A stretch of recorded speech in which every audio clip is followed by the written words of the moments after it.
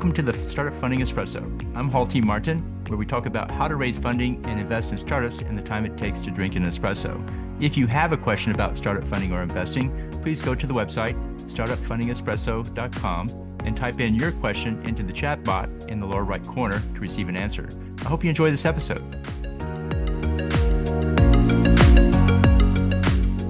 Hello, this is Hall T. Martin with the Startup Funding Espresso, your daily shot of startup funding and investing. A lead investor is an individual or a group that leads the startup funding round by performing the diligence and setting the valuation. The lead is an investor who represents other investors in the terms negotiations with the startup. The lead is typically the first investor funding the startup. The lead investor typically invests a substantial amount of the fundraise, but not all of it.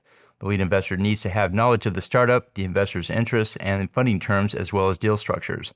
A lead investor has experience with funding startups and a track record in startup investing. A lead investor will need to dedicate substantial time to the process of negotiating the terms and conditions of the deal. A lead investor often knows other investors who are interested in joining the round. A lead investor has access to legal resources for papering the deal. And the lead investor lends credibility to the fundraise through their reputation.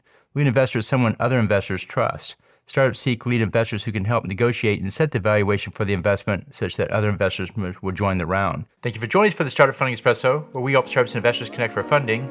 Let's go start listening to today. Hall T. Martin is the director of Investor Connect, which is a 501c3 nonprofit dedicated to the education of investors for early stage funding.